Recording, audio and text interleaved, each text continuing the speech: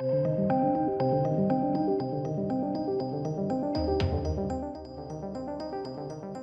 welcome ladies and gentlemen. So we're going to be talking about Halloween Ends, and more specifically, egregiously, David Gordon Green and his sort of thought process in the film and writing the film.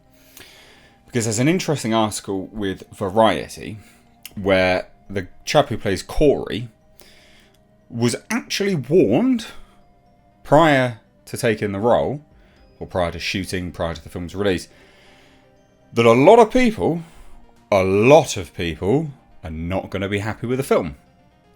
And so you ask yourself, why'd you make it? Like, what are you doing? You know people aren't going to be happy. And it's this constant slap in the face that Hollywood is doing with fans. It's like, yeah, we don't give a shit about you, whatever. We know you're not going to like this, but whatever. You're toxic because you don't like what we're making. But who's the really who is the toxic one in this scenario, in this relationship, as it were? Someone who's doing something which they know full well that the others aren't going to like, or are people just responding to it? Odd, right? Odd. So fans are considered to be toxic because you're consistently changing the product that they're a fan of, and just introducing really dumb ideas and just generally being dumb. This is the Corey film, for goodness sake. Fans are toxic for that, but Hollywood's not toxic for producing, making something, shooting, releasing, whatever, a product that they knew full well people wouldn't like. Food for thought, that one. So let's take a look, right? Just a big interview. If you didn't know, there's going to be some spoilers, obviously, for Halloween Ends. Not that anyone cares. And also, we're like, what, a week? Yeah, it's been out for like a week, isn't it? So, we need to talk about Corey. Halloween Ends star Rohan Campbell breaks down his pivotal role in the slasher finale. He was actually a good actor. I liked him. I'd like to see him in more stuff. Right? He's fine. More things, sure, no worries. But again, I've given you the spoiler warning, so we're going to get into it, right? So, Corey Cunningham, the character, played by Rohan Campbell, basically becomes Michael Myers sort of thing, but maybe not, who knows. Not quite clear-cut. You know, in the last film, it was sort of introduced a supernatural element. We've had a 4-year time jump. Michael Myers is shown to be sort of healing himself somehow once he's killing people. Corey heals his hand once he kills someone. But they don't really go into it. It's there, surface level. And they do some really dumb sort of look, you know, Michael Myers looks in Corey's eyes and, you know, it's as if he's found his soulmate or something. It's just utter nonsense. But here we have it, look. David was so adamant on not having me on any press, Campbell tells Variety. When Campbell was first circling the project, he had no clue he was auditioning for a Halloween film, much less that he would be asked to play what is essentially the main character of the series finale.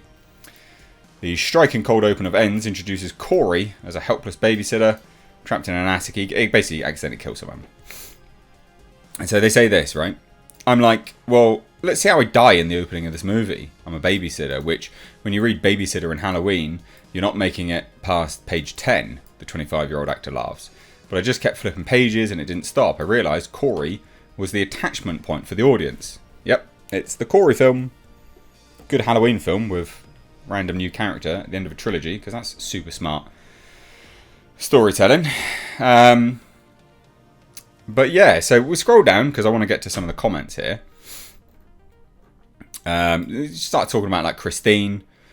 Green pointed Campbell to other horror films. So we started talking about what films to watch. Christine's got nothing to do with this film.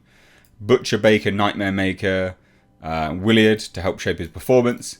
An ardent horror fan, Campbell feels lucky that Halloween Ends marks his first major film role. I think he might get some more roles from this. He's a good actor. But here we have it, you know. You want to do it so bad as an actor, but it's really scary to step into this. You can't doubt yourself for a second. When David offered me the role, he was like, I need you to know. Bear in mind, David Gordon Green, he's working on The Exorcist. yeah, all enthusiasm for that project is now down the toilet drain. But yeah, David Gordon Green's like, I need you to know that a lot of people are going to really, really, really not be happy with what we're choosing to do here. You'll probably hear a lot of that. So why'd you do it? Jamie Lee Curtis reached out and said the same thing. So they all knew. They all knew that people wouldn't like this film. Why'd you make it? So stupid. So while Campbell acknowledges that some fans have expressed frustration with Corey's dominant role in Ends, he's proud to have took his swing, or to took this swing, with Green and Curtis. He especially cherishes a private compliment that Sandy King, Carpenter's wife and longtime producer, gave to him after the film's premiere. And so this is what was said, right? This to me feels like the most David Gordon Green movie ever made, Campbell says. Stuff is funny, man.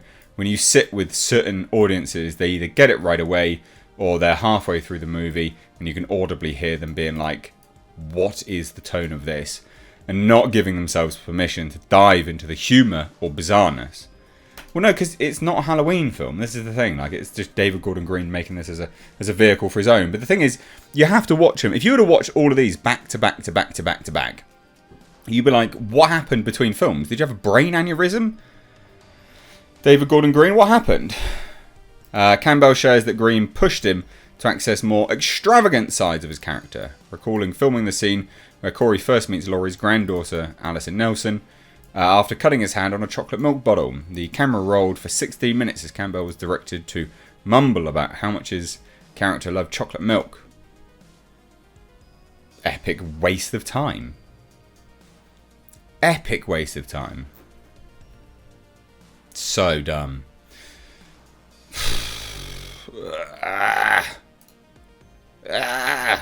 God, I hate it. I really, really do. Really, really, really do. You should have seen the drafts. Corey is tortured by this woman because of how much she loves him. That home life stuff had a deep, deep, deep pull to it that we dove into. This is what I mean. This is just constant rewriting, constant drafts, constant scripts all over the place. There were 3 weeks where the crew was so confused about what movie we were making. It was romance scene after romance scene. I was upstairs shooting an indie movie with Andy, a rooftop romance, while people were getting their tongue cut off downstairs. No wonder. And people always go like, oh, why is all the leaks happening? Because people working on this film were like, this is shit. We need to talk about this. What an absolute S show. So there you go. David Gordon Green knew full well that it was going to be a garbage film. Knew full well people wouldn't like it. And yet still chose to make it. What an epic moron. So, yeah, not good. Not good, actually. Not good at all.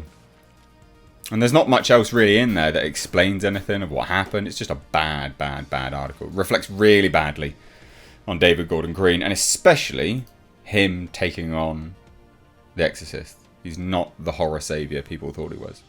Not that there is really anyone doing that. It's all indie productions. But let me know what you guys think down below. If you're new here, do hit subscribe. Please do, in the description box, check out Mr. H Reviews live archives. All live streams on here, this channel, will then go over there with clips and things like that so people can kind of watch it back at their leisure, or for key specific points with really interesting conversations with other creators as well as directors and industry professionals. That's what we're going to be doing. So check it out. Cheers, guys. Take care.